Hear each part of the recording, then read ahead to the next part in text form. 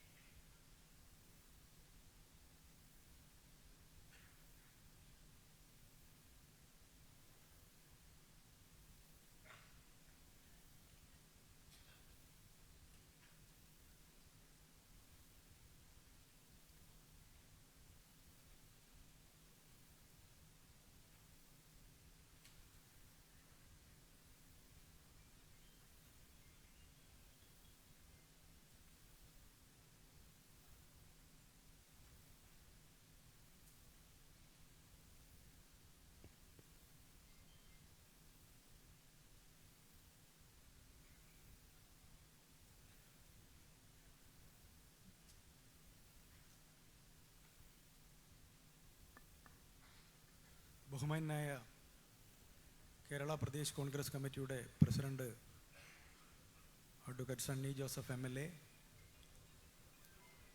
ഏറ്റവും ബഹുമാന്യരും ആദരണീയരുമായ നേതാക്കന്മാരെ, വയനാടിൻ്റെ മണ്ണിൽ സുൽത്താൻ ബത്തേരിയിൽ കേരളത്തിലെ മുഴുവൻ കോൺഗ്രസ് നേതാക്കളും ഒത്തുചേരുന്നത് ഇത് 3-ാം തവണയാണ്. 2023 നമ്മൾ ഇതേ സ്ഥലത്ത് ഇതേ ഹാളിൽ നമ്മൾ ലീഡേഴ്സ് മീറ്റ് നടത്തുകയുണ്ടായി. പാർലമെൻറ്റ് തെരഞ്ഞെടുപ്പിൻ്റെ മുന്നോടിയായി നടത്തിയ ആ ക്യാമ്പിലെ തീരുമാനങ്ങൾ പാർലമെൻറ്റ് തെരഞ്ഞെടുപ്പിൽ വലിയ വിജയത്തിലേക്ക് നമ്മളെ നയിക്കാൻ സാധിച്ചു.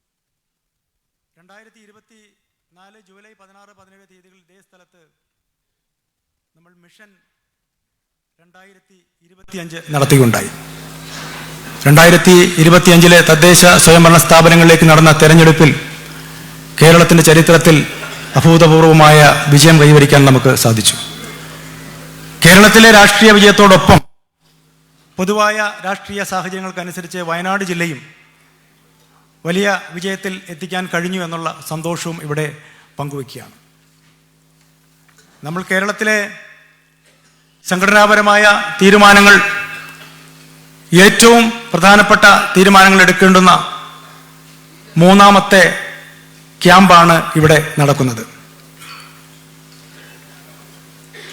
കേരളത്തിലെ ലക്ഷക്കണക്കിന് കോൺഗ്രസ്സുകാരും ജനാധിപത്യ വിശ്വാസികളും LDF ഭരണം അവസാനിക്കണം എന്ന് ആഗ്രഹിക്കുന്ന ആളുകളൊക്കെ പ്രാർത്ഥനാ നിർഭരമായ മനസ്സോടെ ആകാംക്ഷയോടെ കാത്തിരിക്കുന്നത് ഈ ക്യാമ്പിലെ തീരുമാനങ്ങളാണ്. ഈ ക്യാമ്പിലെ തീരുമാനങ്ങൾ കേരളത്തിലെ CPM ഭരണം അവസാനിക്കാനും UDF ബഹുഭൂരിപക്ഷത്തിന് അധികാരത്തിൽ വരാനുള്ള സാഹചര്യം ഉണ്ടാകട്ടെ എന്ന് ആത്മാർത്ഥമായി ആഗ്രഹിച്ചുകൊണ്ട് പ്രാർത്ഥിച്ചുകൊണ്ട് ഞാൻ എൻ്റെ കർത്തവ്യത്തിലേക്ക് കടക്കുകയാണ്. ലക്ഷ്യ 2025 അധ്യക്ഷത വഹിക്കുന്നത് ഏറെ ആരാധ്യനും ബഹുമാന്യനുമായ നമ്മുടെ പ്രിയങ്കരനായ KPCCയുടെ പ്രസിഡന്റ്, കേരളത്തിലെ കോൺഗ്രസിന് മാതൃകാപരമായ നേതൃത്വം നൽകുന്ന പ്രിയങ്കരനായ KPCC പ്രസിഡന്റിനെ ഞാൻ സ്വാഗതം ചെയ്യുന്നു. ഈ ക്യാമ്പ് ഔപചാരികമായി ഉദ്ഘാടനം ചെയ്യുന്നത് ഏറെ ബഹുമാന്യനായ AICC ജനറൽ സെക്രട്ടറി, സംഘടനാ ചുമതലയുള്ള ജനറൽ സെക്രട്ടറി KC വേണുഗോപാലാണ്. 2023 2024 ഇതേ ഹാളിൽ ഈ ക്യാമ്പ് ഉദ്ഘാടനം ചെയ്തത് ഏറെ ബഹുമാന്യനായ ശ്രീ KC വേണുഗോപാലാണ്. ശ്രീ KC വേണുഗോപാലിനെ സ്വാഗതം ചെയ്യുന്നതിൽ എനിക്കേറെ സന്തോഷവും അഭിമാനവുമുണ്ട്. 1989 KSUവിൻ്റെ ഞാൻ ജില്ലാ പ്രസിഡന്റ് ആയിരിക്കുമ്പോൾ KC വേണുഗോപാൽ സംസ്ഥാന പ്രസിഡന്റായിരുന്നു. സുൽത്താൻ ബത്തേരിയിലെ ആസാദ് മാപ്പിള സ്കൂളിൽ അന്നത്തെ KSU ജില്ലാ ക്യാമ്പ്, ഏകദിന പഠന ക്യാമ്പ് ഉദ്ഘാടനം ചെയ്തുകൊണ്ട് അധ്യക്ഷൻ എന്നതിൽ എനിക്ക് പ്രസംഗിക്കാൻ അവസരം കിട്ടി. ഇപ്പോൾ ഈ ക്യാമ്പിൽ കേരളത്തിലെ കോൺഗ്രസിൻ്റെ ഏറ്റവും വലിയ പരമോന്നത സമിതിക്ക് മുമ്പിൽ പ്രിയപ്പെട്ട KC വേണുഗോപാലിനെ ജില്ലാ കോൺഗ്രസ് കമ്മിറ്റി അധ്യക്ഷൻ എന്ന നിലയിൽ എനിക്ക് സ്വാഗതം ചെയ്യാൻ അവസരം ലഭിച്ചതിൽ എനിക്ക് ഏറെ സന്തോഷവും അഭിമാനവുമുണ്ട്. ഏറെ ആദരവോടെ ഈ സമ്മേളനം ഉദ്ഘാടനം ചെയ്യുന്ന AICCയുടെ ജനറൽ സെക്രട്ടറി പ്രിയങ്കരനായ KC വേണുഗോപാലിനെ ഞാൻ സ്വാഗതം ചെയ്യുന്നു. ഏറെ പ്രിയങ്കരിയായ AICC ജനറൽ സെക്രട്ടറി ദീപദാസ് മുൻഷിയെ സ്വാഗതം ചെയ്യുന്നു. നമ്മുടെ പ്രതിപക്ഷ നേതാവ് പ്രിയങ്കരനായ VD സതീശൻ ഇവിടെ എത്തിച്ചേർന്നിട്ടില്ല. അദ്ദേഹം ഇവിടെ എത്തിച്ചേരും. ഞാൻ പ്രതിപക്ഷ നേതാവിനെ സ്വാഗതം ചെയ്യുന്നു. ഏറെ പ്രിയങ്കരനായ കോൺഗ്രസ് വർക്കിംഗ് കമ്മിറ്റി മെമ്പർ പ്രിയങ്കരനായ രമേശ് ചെന്നിത്തലയെ സ്വാഗതം ചെയ്യുന്നു. പ്രിയപ്പെട്ട working committee member K. Sudhakaran MPയെ സ്വാഗതം ചെയ്യുന്നു. പ്രിയപ്പെട്ട ശശി തരൂർ MP ഇവിടെ എത്തിച്ചേർന്നിട്ടില്ല. അദ്ദേഹത്തെയും സ്വാഗതം ചെയ്യുന്നു. ഏറെ ബഹുമാന്യനായ CWC മെമ്പർ ശ്രീ കൊടിക്കുന്നിൽ സുരേഷിനെ സ്വാഗതം ചെയ്യുന്നു. മുൻ KPCCയുടെ പ്രസിഡന്റ് പ്രിയങ്കരനായ K. മുരളീധരൻ ex-MPയെ സ്വാഗതം ചെയ്യുന്നു. മുൻ KPCC പ്രസിഡന്റ് പ്രിയങ്കരനായ MM ഹസൻ സ്വാഗതം ചെയ്യുന്നു. UDFന്റെ പ്രിയങ്കരനായ കൺവീനർ ശ്രീ അടൂർ പ്രകാശ് MPയെ സ്വാഗതം ചെയ്യുന്നു. വർക്കിംഗ് കമ്മിറ്റി പ്രസിഡന്റുമാർ KPCCയുടെ വർക്കിംഗ് കമ്മിറ്റി പ്രസിഡന്റുമാർ Shri AP Anilkumar MLA, Shri PC Vishnunath MLA, Shri Shafi Parambil MLA എന്നിവരെ സ്വാഗതം ചെയ്യുന്നു. പ്രിയപ്പെട്ട AICC സെക്രട്ടറിമാർ പ്രിയങ്കരനായ ശ്രീ മൻസൂർ അലി ഖാൻ, പ്രിയപ്പെട്ട ശ്രീ അരിവഴകൻ, ബഹുമാന്യ PV മോഹൻ, പ്രിയങ്കരനായ Roji M. John, Shri TN Prathapan എന്നിവരെ സ്വാഗതം ചെയ്യുന്നു. നമ്മുടെ പാർട്ടിയുടെ സീനിയർ നേതാക്കന്മാരായ പ്രിയങ്കരനായ ശ്രീ ബെന്നി ബഹനാൻ, പ്രിയപ്പെട്ട Shri PJ Kurian, MK Raghavan, Thiruvanchoor Radhakrishnan, Shri KC Joseph, Shanimol Usman എന്നിവരെ സ്വാഗതം ചെയ്തുകൊണ്ട് ഞാൻ എൻ്റെ വാക്കുകൾ ഉപസംഹരിക്കുന്നു. അധ്യക്ഷ പ്രസംഗത്തിനായി ബഹുമാനായ KPC president advocate Sunny Joseph അവരെ സ്വാഗതം ചെയ്യുന്നു.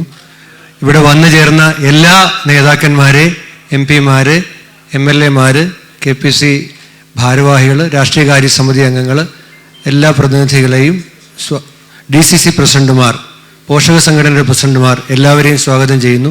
അധ്യക്ഷ പ്രസംഗത്തിനായി പ്രസിഡന്റിനെ സ്വാഗതം ചെയ്യുന്നു.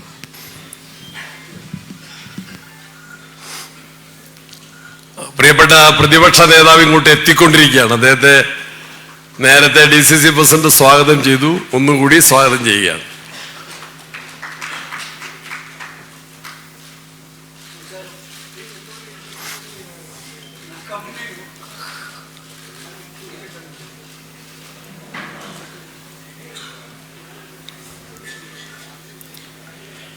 ഈ ലക്ഷ്യ 2026 ഉദ്ഘാടകൻ ഇന്ത്യൻ നാഷണൽ കോൺഗ്രസിന്റെ ഓൾ ഇന്ത്യ കമ്മിറ്റിയുടെ ഓർഗനൈസേഷൻ ചുമതലയുള്ള കേരളത്തിന്റെ സംഭാവനയായിട്ടുള്ള പ്രിയങ്കരനായ ശ്രീ KC വേണുഗോപാൽ MP, നമ്മുടെ ബഹുമാന്യനും പ്രിയങ്കരനുമായ പ്രതിപക്ഷ നേതാവ് Shri VD Satheesan, AICC general secretary കേരളത്തിന്റെ ചുമതല വഹിക്കുന്ന ബഹുമാന്യയും പ്രിയങ്കരിയുമായ ദീപദാസ് മുൻഷിജി, വർക്കിംഗ് കമ്മിറ്റി അംഗങ്ങൾ ശ്രീ രമേശ് ചെന്നിത്തല, ശ്രീ K. സുധാകരൻ MP, ശ്രീ കൊടിക്കുന്നിൽ സുരേഷ്, മുൻ KPCC പ്രസിഡന്റുമാർ Shri K. Muraleedharan, Shri MM Hassan, UDF convener Shri Adoor Prakash MP, AICCയുടെ സെക്രട്ടറിമാർ, വർക്കിംഗ് പ്രസിഡന്റുമാർ, കുര്യൻ സാർ ഉൾപ്പെടെയുള്ള മുതിർന്ന നേതാക്കന്മാരെ, പ്രിയമുള്ള സഹപ്രവർത്തകരെ, മാധ്യമ സുഹൃത്തുക്കളെ, എല്ലാവർക്കും ആദ്യമേ തന്നെ ഒരിക്കൽ കൂടി സ്വാഗതവും നമസ്കാരവും നന്ദിയും ഒന്നിച്ചറിയിക്കുകയാണ്. പുതുവത്സരത്തിന്റെ മംഗളങ്ങൾ ഇതിനോടകം നേർന്നു കഴിഞ്ഞു. എങ്കിലും ആവർത്തിച്ച് നേരുകയാണ് പുതുവർഷത്തിന്റെ മംഗളങ്ങൾ. നമ്മൾ അഭിമാനകരമായ പ്രതീക്ഷ നൽകുന്ന ഒരു തെരഞ്ഞെടുപ്പ് വിജയത്തിന്റെ പശ്ചാത്തലത്തിലാണ് ബത്തേരിയിൽ കോൺഗ്രസിന്റെ കേരളത്തിലെ സമ്പൂർണ്ണ നേതൃത്വം 2 ദിവസത്തേക്ക് ഇവിടെ ലക്ഷ്യ 26 എന്ന ലക്ഷ്യത്തോടെ നമ്മൾ സമ്മേളിക്കുന്നു. നമ്മുടെ മുൻപിലുള്ള രാഷ്ട്രീയ ഉത്തരവാദിത്തങ്ങൾ വളരെ ഭാരിച്ചതാണ്. തദ്ദേശ തെരഞ്ഞെടുപ്പിൽ കൃത്യമായ വ്യക്തമായ ആസൂത്രണത്തിലൂടെ നമുക്ക് ഒരുപക്ഷെ ഇതേ ഹാളിൽ നിന്ന് തന്നെ പ്രവർത്തന പരിപാടികൾ ആരംഭിക്കാൻ സാധിച്ചു. Well begun half done. നന്നായിട്ട് ആരംഭിച്ച് അത് വിജയകരമായിട്ട് പൂർത്തീകരിക്കാൻ സാധിച്ചു. അതിന്റെ വിശദാംശങ്ങളിലേക്ക് ഞാൻ കടക്കേണ്ടതില്ല, എല്ലാവർക്കും അറിയാം. രാഷ്ട്രീയ കേരളം മാത്രമല്ല, ഞങ്ങളെ ഡൽഹിയിൽ AICCയുടെ പ്രോഗ്രാമിൽ ചെന്നപ്പോൾ ബഹുമാനിയായ സോണിയാജിയും രാഹുൽജിയും പ്രിയങ്കാജിയും ഖാർഗെജിയും ഉൾപ്പെടെ കേരളത്തിലെ കോൺഗ്രസിനെ പ്രത്യേകമായി അഭിനന്ദിച്ചത് UDFന് എല്ലാ അഭിനന്ദനങ്ങളും അറിയിച്ച് ഞാൻ ഓർമ്മിക്കുകയാണ്. ബഹുമാനായ ഖാർഗെജി പ്രത്യേകമായി സംഘടിപ്പിച്ച വോട്ട് ചോരിക്കെതിരെയുള്ള പ്രത്യേകമായ സമ്മേളനത്തിലും എടുത്ത് പരാമർശിച്ച് പറഞ്ഞ ഒരു കാര്യം, കേരളത്തിൽ ഐക്യ ജനാധിപത്യ മുന്നണി നേടിയ അഭിമാനകരമായ വിജയം തന്നെയാണ്. നമുക്കെല്ലാവർക്കും അറിയാം. ആ വിജയം ഒട്ടേറെ വെല്ലുവിളികൾ നേരിട്ടുകൊണ്ടാണ് നമുക്ക് നേടിയെടുക്കാൻ സാധിച്ചത്. തദ്ദേശ തെരഞ്ഞെടുപ്പ് അതൊരു ഈസി വാക്ക് ഓവർ ആയിരുന്നില്ല, അനായാസേന ജയിച്ചതല്ല. സർക്കാരിന്റെ എല്ലാ സംവിധാനങ്ങളും ദുരുപയോഗം ചെയ്ത ഒരു തെരഞ്ഞെടുപ്പായിരുന്നു തദ്ദേശ തെരഞ്ഞെടുപ്പ്. ഒന്നാമതായിട്ട് പ്രതിപക്ഷത്തിന്റെ അസാന്നിധ്യത്തിൽ കേരളത്തിൽ പഞ്ചായത്തി രാജ് നിയമത്തിലൊരു ഭേദഗതി കൊണ്ടുവന്നു ഗവൺമെന്റ്. എന്തിനു വേണ്ടിയാണ്? പഞ്ചായത്തുകളുടെ ശാക്തീകരണത്തിനല്ല, അധികാര വികേന്ദ്രീകരണത്തിനല്ല, സ്ത്രീ ശാക്തീകരണത്തിനല്ല. തെരഞ്ഞെടുപ്പിന് മുൻപായിട്ട് പഞ്ചായത്ത് വാർഡുകളെ രാഷ്ട്രീയ ലക്ഷ്യത്തോടെ വികൃതമാക്കി വെട്ടിമുറിക്കുക എന്ന ഒറ്റ ലക്ഷ്യത്തിലായിരുന്നു പഞ്ചായത്ത് രാജ് അമെൻമെന്റ്. അന്ന് കേരള നിയമസഭയിൽ പ്രതിപക്ഷ നേതാവും ഞങ്ങളെല്ലാവരും അന്നൊരു പ്രക്ഷോഭത്തിലായിരുന്നു. ആശാ വർക്കർമാരുടെ സമരത്തിന് ധാർമ്മിക പിന്തുണ നൽകി നമ്മൾ നടുത്തളത്തിലിറങ്ങി.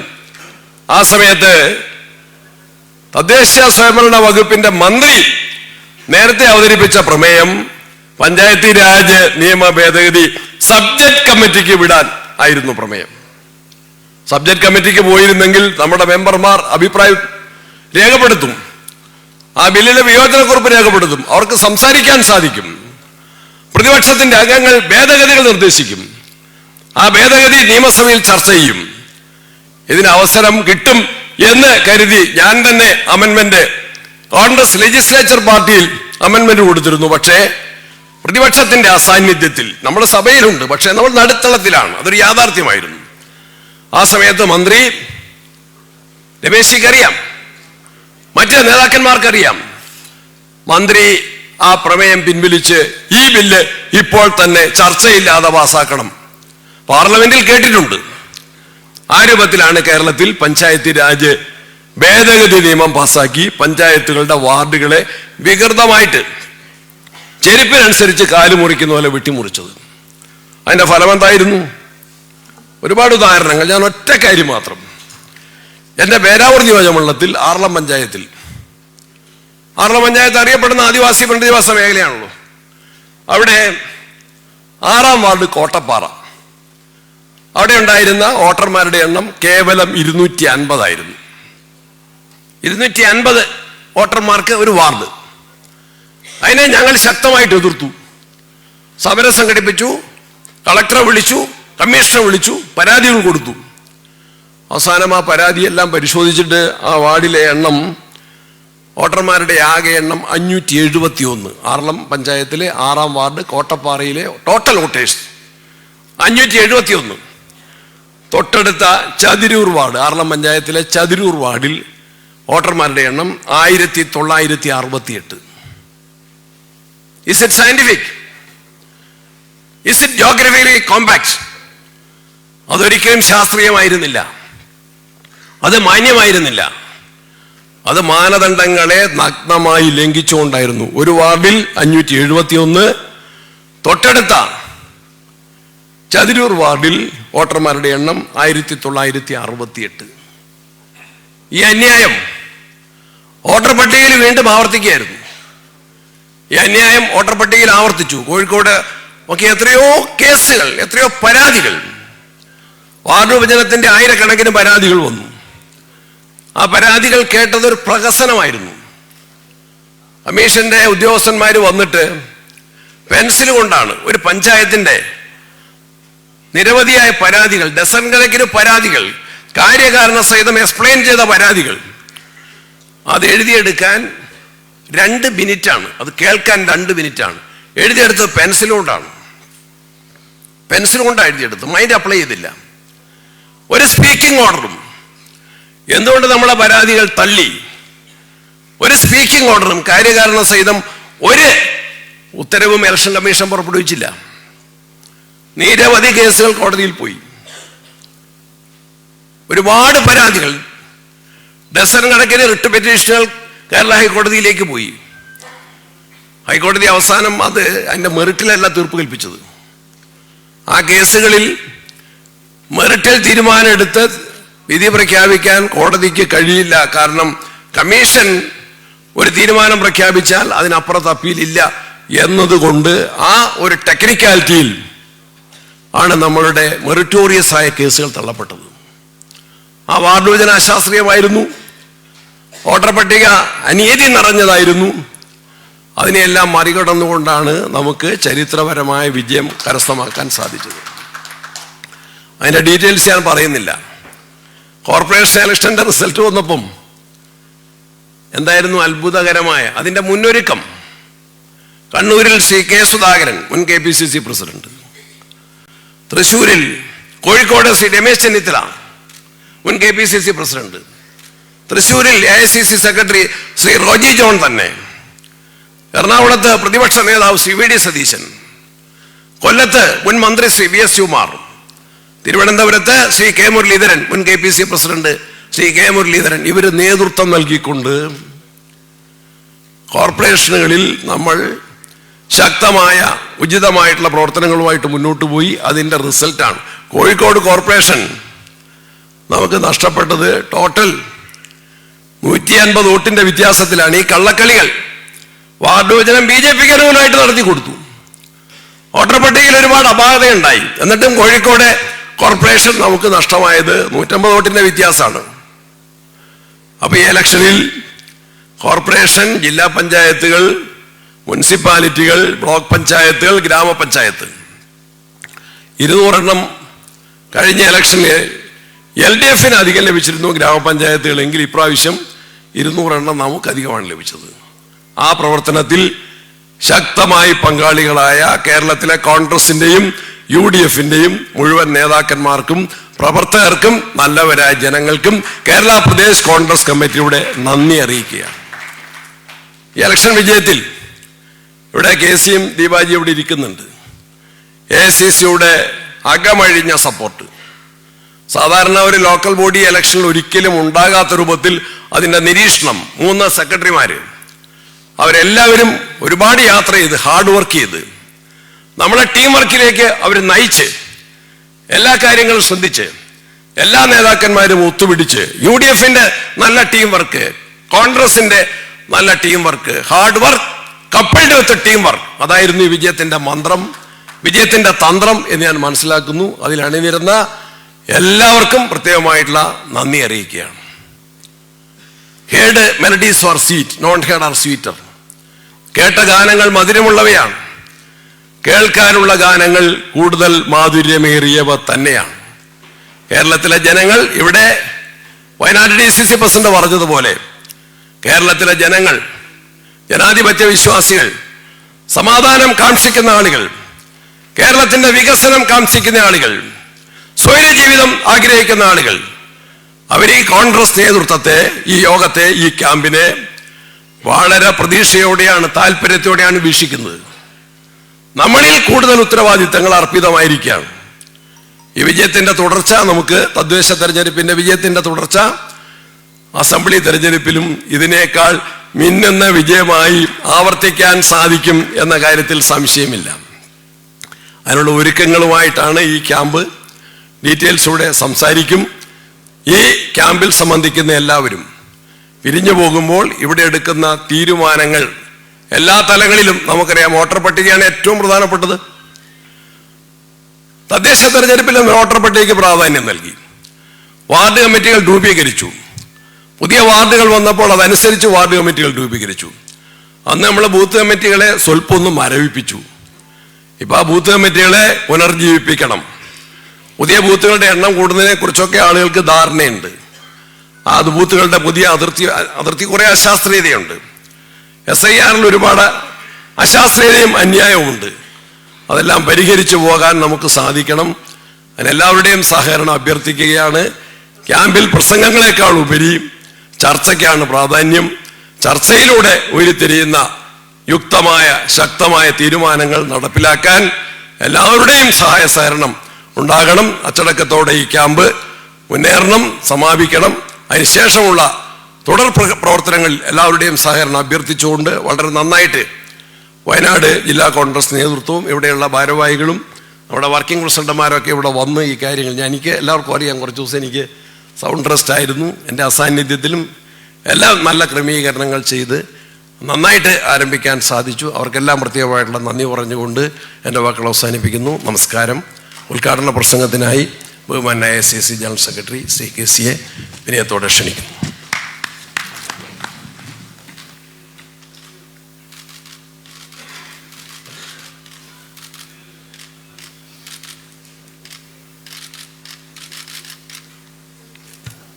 പ്രിയപ്പെട്ട അധ്യക്ഷൻ, KPCC പ്രസിഡന്റ്, ഏറ്റവും പ്രിയങ്കരനായിട്ടുള്ള അഡ്വക്കേറ്റ് സണ്ണി ജോസഫ്, ഏറ്റവും പ്രിയങ്കരനായിട്ടുള്ള നമ്മുടെ പ്രതിപക്ഷ നേതാവ് ശ്രീ VD സതീശൻ, കോൺഗ്രസ് പ്രവർത്തക സമിതി അംഗങ്ങളായിട്ടുള്ള ഏറെ പ്രിയപ്പെട്ട ശ്രീ രമേശ് ചെന്നിത്തല, ശ്രീ K. സുധാകരൻ, ശ്രീ ശശി തരൂർ, ശ്രീ കൊടിക്കുന്നിൽ സുരേഷ്, മുൻ പ്രസിഡന്റുമാരായിട്ടുള്ള പ്രിയപ്പെട്ട ശ്രീ K. മുരളീധരൻ, ശ്രീ M. ഹസൻ, ഇവിടെ സന്നിഹിതരായിരിക്കുന്ന വർക്കിംഗ് പ്രസിഡന്റുമാർ ഉൾപ്പെടെ AICC സെക്രട്ടറിമാർ, കേരളത്തിൻ്റെ ചുമതല വഹിക്കുന്ന ഇവിടെ നമ്മുടെ ഒരു സാധാരണ പ്രവർത്തകരെ പോലെ എല്ലാ ജില്ലകളിലും എന്തിന് നിയോജക മണ്ഡലം പോലും പ്രചരണം നടത്തുന്ന വളരെ അഭിമാനപൂർവ്വം AICCക്ക് പറയാൻ പറ്റുന്ന വളരെ എഫക്റ്റീവായിട്ട് ലീഡർഷിപ്പ് കൊടുക്കുന്ന AICC general secretary Shrimati Deepa Das Munshi, രാഷ്ട്രീയകാര്യ സമിതി അംഗങ്ങൾ, KPCC ഭാരവാഹികൾ, DCC പ്രസിഡന്റുമാർ, MLAമാർ, MP മാർ, മറ്റു ബഹുമാന്യരായിട്ടുള്ള സഹപ്രവർത്തകരെ, മാധ്യമ സുഹൃത്തുക്കളെ,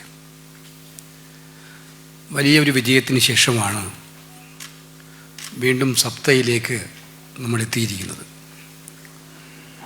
KPCC കോർ കമ്മിറ്റിയിൽ നമ്മുടെ ഈ 2 ദിവസത്തെ പരിപാടി എവിടെ നടത്തണം എന്ന ആലോചന വന്നപ്പോൾ എല്ലാവരും പറഞ്ഞു ഐശ്വര്യമുള്ള സ്ഥലമാണ് സപ്ത, അതുകൊണ്ട് ഇവിടെ നടത്തുന്നതാണ് നല്ലത് എന്ന് പറയുകയുണ്ടായി. കാരണം ഇതിനു മുൻപ് നടത്തിയ 2 യോഗങ്ങൾ വളരെ പോയിൻറ്റഡായിട്ടുള്ള തദ്ദേശഭരണ തിരഞ്ഞെടുപ്പുകളിലേക്കും നിയമസഭാ തിരഞ്ഞെടുപ്പുകളിലേക്കും ഒരു പാർട്ടിയെ എങ്ങനെ മുന്നോട്ട് നയിക്കണം എന്നുള്ളതിൻ്റെ വളരെ സുചിന്തിതമായ ചർച്ചകളും തീരുമാനങ്ങളും എടുക്കാൻ കഴിഞ്ഞിരുന്ന 2 ക്യാമ്പുകൾ നടത്തി.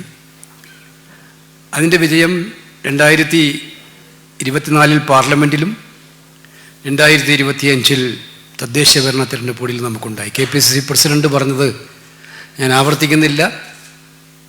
2010 ശ്രീ രമേശ് ചെന്നിത്തല പ്രസിഡൻ്റായിരുന്നപ്പോഴാണ് കേരളത്തിലെ കോൺഗ്രസ്സിന് തദ്ദേശ ഭരണ തിരഞ്ഞെടുപ്പുകളിൽ ഏറ്റവും വലിയ മുൻകൈയുള്ള ഒരു തിരഞ്ഞെടുപ്പ് റിസൾട്ട് വന്നത്.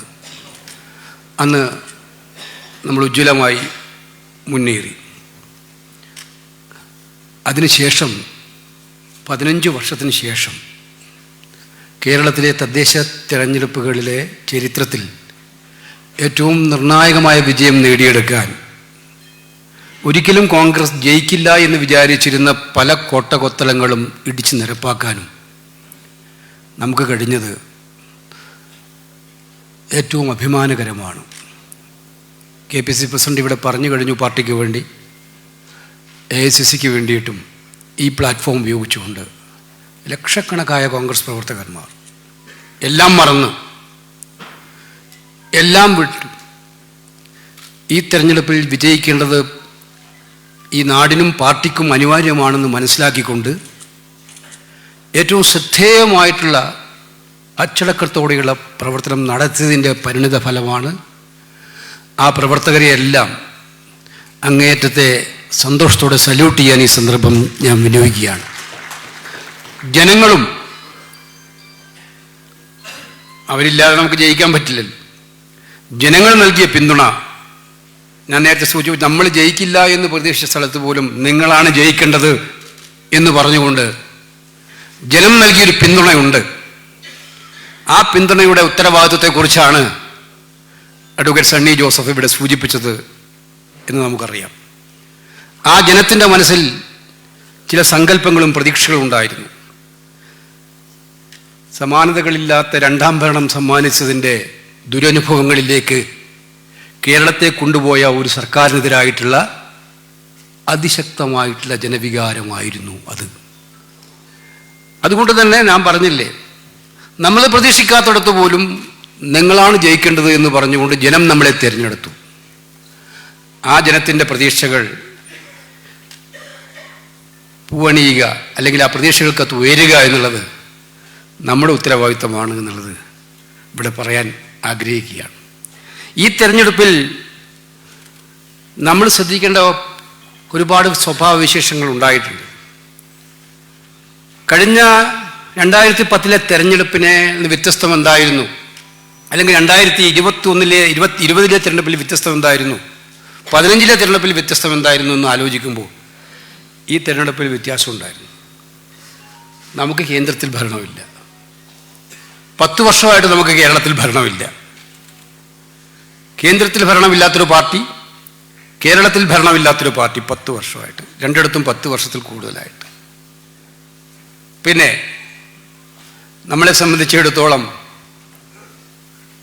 ഒരുപാട് പ്രതിസന്ധികളുള്ള കാലം. ഇതിനേക്കാളല്ല ഉപരിയായിട്ടുള്ളൊരു വലിയ വിശേഷണം, കേരളത്തിൻ്റെ ചരിത്രത്തിലെ സത്യത്തിലെ 2 ശത്രുക്കളെ ഒറ്റയ്ക്ക് നേരിടേണ്ട അവസ്ഥ ഉണ്ടാക്കിയ തെരഞ്ഞെടുപ്പായിരുന്നു ഈ തെരഞ്ഞെടുപ്പ്. BJPയും CPMഉം, CPMഉം BJPയും, ഈ 2 പാർട്ടികൾ അവരുടെ പ്രധാന ശത്രുക്കളായി ഒരു പാർട്ടിയെ കാണുന്ന, CPMഉം BJPയും രണ്ടുപേരുടെയും പ്രധാന ശത്രുക്കളായിട്ട് അവർ കാണുന്ന കോൺഗ്രസ് നയിക്കുന്ന UDF മുന്നണി. എല്ലാവരുടെയും മനസ്സിനകത്ത് ആശങ്കയുണ്ടായിരുന്നു, ഇവർ രണ്ടുപേരും കൂടിയാൽ നമുക്ക് ജയിക്കാൻ പറ്റുമോ? ഇവർ രണ്ടുപേരും നിന്നാൽ നമുക്ക് എങ്ങനെ മുന്നോട്ട് പോകാൻ സാധിക്കും? ഈ ചോദ്യത്തിലാണ് കേരളത്തിലെ ജനങ്ങൾ ഒന്നും രണ്ടല്ല രാഷ്ട്രീയത്തിൽ എന്നുള്ള ഏറ്റവും ശക്തമായ മറുപടി ഈ വൻ വിജയത്തിലൂടെ നമുക്ക് നൽകിയിരിക്കുന്നത് എന്ന് മനസ്സിലാക്കുക. നമ്മുടെ പാർട്ടി പ്രവർത്തകന്റെ കരുത്ത് അത് മഞ്ചേശ്വരത്തായാലും പാറശാലയിലായാലും BJPയും CPMഉം ഒത്തുകൂടിയാലും അതിനെ നേരിടാനുള്ള ആർജവം തനിക്കുണ്ട്, തങ്ങളുടെ പാർട്ടിക്കുണ്ട് എന്നുള്ള ആത്മവിശ്വാസത്തോടെ നിൽക്കുന്ന ഒരു പാർട്ടി പ്രവർത്തകന്റെ കരുത്തുണ്ടല്ലോ, ആ കരുത്ത് സമ്മാനിച്ച വിജയം കൂടിയാണ് ഈ വിജയം എന്ന് അടിവരയിട്ട് പറയാൻ നമ്മൾ ആഗ്രഹിക്കുകയാണ്. അതുകൊണ്ട് വിജയം നമ്മളെ കൂടുതൽ വിനീതരാക്കുകയാണ് വേണ്ടത്. വിജയിപ്പിച്ചത് ജനങ്ങളായതുകൊണ്ട്, ജനങ്ങളാണ് ജനാധിപത്യത്തിന്റെ യജമാനന്മാർ എന്നുള്ളതുകൊണ്ട് ആ യജമാനന്മാരുടെ മുന്നിൽ വിനീതരായി നമ്മുടെ രാഷ്ട്രീയ പ്രവർത്തനം കുറച്ചുകൂടി കർക്കശ്യമാക്കിക്കൊണ്ട് മുന്നോട്ട് പോകേണ്ടതായിട്ടുണ്ട് വരുന്ന 4 മാസക്കാലത്തേക്ക്. ആ 4 മാസക്കാലത്തെ പ്രവർത്തനങ്ങൾ നമുക്ക് മുന്നോട്ട് പോകണം. ഈ തെരഞ്ഞെടുപ്പിൽ ഞാൻ ഈ മീറ്റിങ്ങിലേക്ക് വരുമ്പോൾ ഇന്നലെ ഇന്നുമായിട്ട് ഒരുപാട് വാട്സപ്പ് മെസ്സേജുകൾ ഇങ്ങനെ വാട്സപ്പുകൾ വന്നുകൊണ്ടിരിക്കുകയാണ്. നമുക്കെല്ലാവർക്കും അറിയാം, കമ്മ്യൂണിക്കേഷൻ വിസ്ഫോടനത്തിൻ്റെ കാലഘട്ടമാണിത്. മാധ്യമങ്ങൾക്ക് വാർത്തകൾ വേണം എപ്പോഴും. മാധ്യമങ്ങൾ തമ്മിലും നല്ല മത്സരമുള്ള കാലമാണ്. അപ്പോൾ വാർത്തയില്ലാതെ ഒരു മാധ്യമത്തിനും നിൽക്കാൻ പറ്റില്ല, എല്ലാവർക്കും വാർത്ത വേണം. തിരഞ്ഞെടുപ്പ് കാലം എന്ന് പറയുന്നത് മാധ്യമങ്ങളെ സംബന്ധിച്ചിടത്തോളം ഒരു ചാകരയും കൂടിയാണ്, ചാകരക്കാലമാണ്. അപ്പോൾ എൻ്റെ അടുത്ത് 3-4 പ്രധാനപ്പെട്ട ഇൻഫർമേഷൻ സെൻ്ററുകൾ പറഞ്ഞു, ഇവിടെ ഈ 2 ദിവസക്കാലം, കാരണം ഇടതുപക്ഷ ജനാധിപത്യ മുന്നണി അവരുടെ പ്രതീക്ഷകളെല്ലാം നശിപ്പിച്ചുകൊണ്ടാണ് തദ്ദേശ ഭരണ തിരഞ്ഞെടുപ്പുകൾ വിഫലം വന്നത്. നമ്മുടെ വിജയം അവർ പുറത്ത് പ്രകടിപ്പിക്കുന്നില്ലെങ്കിലും അവരുടെ എല്ലാ പ്രതീക്ഷകളെയും തകർത്തിരിക്കുകയാണ്. BJPയും ധരിച്ചതെന്താണ്? തിരഞ്ഞെടുപ്പ് കഴിഞ്ഞ ഉടനെ തന്നെ നരേന്ദ്രമോദി നിങ്ങൾ 5 ട്വീറ്റാണ് കേരളത്തിലെ തദ്ദേശ ഭരണ തിരഞ്ഞെടുപ്പ് ചെയ്തത്. 5 ട്വീറ്റ്, 1, 2 മലയാളത്തിൽ, ഇംഗ്ലീഷിൽ, ഇങ്ങനെ മാറി മാറി ട്വീറ്റ്. അത് കഴിഞ്ഞ് അവരുടെ പാർട്ടി പ്രസിഡന്റ് നഡ്ഡ, ആഭ്യന്തരമന്ത്രി അമിത്ഷാ, എല്ലാ കേന്ദ്രമന്ത്രിമാരും ഒറ്റയടിക്ക് കേരളം എന്തോ BJP പിടിച്ചെടുത്തു എന്നുള്ള ഫീലിംഗ്. നമ്മൾ നാട്ടിലെ പല ഭാഗങ്ങളിൽ നിന്ന് നമ്മളെ വിളിച്ചു, എന്താ കേരളത്തിൽ BJPക്ക് ഇത്രയും വിജയം ഉണ്ടായിട്ടുണ്ടോ? പക്ഷെ യഥാർത്ഥത്തിൽ എന്താണ് സംഭവിച്ചതെന്നുള്ളത് പിന്നീട് എല്ലാവർക്കും മനസ്സിലാക്കി. വോട്ട് പെർസെൻറ്റേജ് വന്നു കഴിഞ്ഞപ്പോൾ അവരുടെ എല്ലാ കാലത്തെയും കുറഞ്ഞ വോട്ട് പെർസെൻറ്റേജ് ആണ് ഇപ്പോൾ വന്നിരിക്കുന്നത്. അപ്പോൾ ആ തദ്ദേശ തെരഞ്ഞെടുപ്പുകളിൽ തോറ്റ BJPയും വൻ പ്രതീക്ഷയോടെ വന്ന് തോറ്റ BJPക്കും തിരുവനന്തപുരം കോർപ്പറേഷൻ വിജയിച്ചു. ഞാൻ അതിനെ കുറച്ച് കാണുന്നില്ല, അവർ ജയിച്ചിട്ടുണ്ട്. തിരുവനന്തപുരം കോർപ്പറേഷൻ ജയിച്ചിട്ടുണ്ട്. തിരുവനന്തപുരത്ത് മുൻപും അവർക്ക് MLA ഉണ്ടായിട്ടുണ്ട്. കോർപ്പറേഷനിൽ അതിനടുത്ത് തന്നെ 10-40ഓളം സീറ്റുകൾ അവർക്ക് ഉണ്ടായിട്ടുണ്ട്. അതിൽ 5-10 സീറ്റ് അധികം കൂടിയിട്ടുണ്ടാവും. പക്ഷെ ഞാൻ പറഞ്ഞു വന്നത് അവരും നിരാശയിലാണ്. UDFന്റെ വൻ മുന്നേറ്റത്തിൽ CPMനോടൊപ്പം BJPയും നിരാശരാണ്. അപ്പോൾ ആ രണ്ടുപേരുടെയും പരീക്ഷണശാലകളിൽ, രാഷ്ട്രീയ പരീക്ഷണശാലകളിൽ ഇപ്പോൾ ഉരുത്തിരിഞ്ഞുകൊണ്ടിരിക്കുന്ന മന്ത്രം, തദ്ദേശ ഭരണ തെരഞ്ഞെടുപ്പുകളിൽ ഉണ്ടായ ഈ അഭൂതപൂർവമായ വിജയത്തെ അതിജീവിച്ച് നിയമസഭാ തെരഞ്ഞെടുപ്പുകളിൽ നമ്മളെ തോൽപ്പിക്കണമെങ്കിൽ ചില പുതിയ കരുക്കൾ വേണം. അതുകൊണ്ട് അത് പിന്നീട് തുടങ്ങിയതാണ്, തദ്ദേശ ഭരണ തെരഞ്ഞെടുപ്പുകൾ നമ്മൾ തുടങ്ങിയതാണ്. ഈ 2 ദിവസം നടക്കുന്ന ഈ ക്യാമ്പെന്ന് പറയുന്നത് കോൺഗ്രസ്സിലെ വരാൻ വേണ്ടി പോകുന്ന കലാപത്തിൻ്റെ അന്തരീക്ഷം ഉണ്ടാക്കാൻ വേണ്ടി പോകുന്നൊരു ക്യാമ്പായിരിക്കും. അഭിപ്രായ വ്യത്യാസങ്ങളുടെയൊക്കെ തന്നെ അവസരങ്ങൾ ഉണ്ടാക്കാൻ പറ്റും. ഞങ്ങൾ ആഗ്രഹിക്കുന്നത്, അവർ രണ്ടുപേരും ആഗ്രഹിക്കുന്നതൊക്കെ കുറച്ചൊക്കെ ഇവിടെ നിന്ന് കിട്ടും. കിട്ടിയില്ലെങ്കിൽ എങ്ങനെയെങ്കിലും കിട്ടിപ്പിക്കണം. അതിനെങ്ങനെയാണ് സാധിക്കുക? 2 പാർട്ടികളുടെയും ഉത്തരവാദപ്പെട്ട ആളുകളുടെ ആശസ്സോടുകൂടി അതിനുള്ള പരിശ്രമങ്ങളാണ് ഇന്നും നാളെ ഇവിടെ ഉണ്ടാകുമ്പോൾ, വരും ദിവസങ്ങൾ ഉണ്ടാകാൻ വേണ്ടി പോകുന്നു. അവര്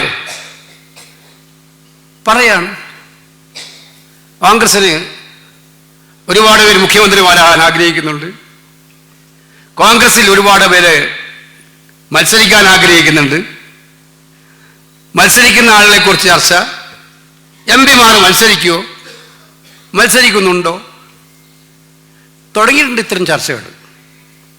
ഇത്തരം ചർച്ചകളൊക്കെ ഇതിൻ്റെ ഉറവിടം നിങ്ങൾ മനസ്സിലാക്കണം. ഞാനത് പറയാനാണ് ആഗ്രഹിക്കുന്നത്. ഇതിൻ്റെ ഉറവിടം കോൺഗ്രസ് അല്ല. ഇതിൻ്റെ ഉറവിടം എന്ന് പറയുന്നത് ഞാൻ നേരത്തെ സൂചിപ്പിച്ച 2 തദ്ദേശ തെരഞ്ഞെടുപ്പുകളിലും പാർലമെന്റ് തെരഞ്ഞെടുപ്പിലും അതിദയനീയമായി പരാജയപ്പെട്ട ഇടതുപക്ഷ മുന്നണി പരാജയത്തിൻ്റെ പടുകുഴിയിൽ വീണ് കിടക്കുമ്പോൾ എഴുന്നേറ്റ് നിൽക്കാൻ പറ്റുന്ന ഏക കച്ചിത്തുരുമ്പ് നമ്മളെ ഇടയിൽ ഉണ്ടാക്കാൻ പോകുന്ന ഭിന്നതയും പ്രയാസവുമാണ് എന്ന് മനസ്സിലാക്കിക്കൊണ്ടുള്ള ഒരു ചെറിയ പരീക്ഷണം. പിണറായി വിജയനോടും BJP നേതാക്കളോടും പറയാനുള്ളത്, ആ കട്ടിൽ കണ്ട് പനിക്കണ്ട എന്നുള്ളത് തന്നെയാണ്. ഇവിടെ നിന്ന് നാളെ നിന്ന് പിരിഞ്ഞു പോകുന്ന എഴുതി വെച്ചോ. ഇവിടെ നിന്ന് ഈ യോഗം കഴിഞ്ഞ് നാളെ പിരിഞ്ഞു പോകുന്നത് നിങ്ങൾ ഒരിക്കലും കണ്ടിട്ടില്ലാത്ത കെട്ടുറപ്പുള്ള കോൺഗ്രസ് പ്രസ്ഥാനത്തെ ആയിരിക്കുമെന്നുള്ളത് നിങ്ങൾ മനസ്സിലാക്കിക്കോ. കാരണം ഞങ്ങൾ കാലത്തിൻ്റെ ചുവരെഴുത്തുകൾ വായിക്കുന്നവരാണ്. ഏതൊരു രാഷ്ട്രീയ പാർട്ടിയും കാലത്തിൻ്റെ ചുവരെഴുത്തുകൾ വായിക്കണം. പക്ഷെ ഞങ്ങൾ ഇപ്പോഴത്തെ കാലത്തിൻ്റെ ചുവരെഴുത്ത് കൃത്യമായും തിരിച്ചറിയുന്നു.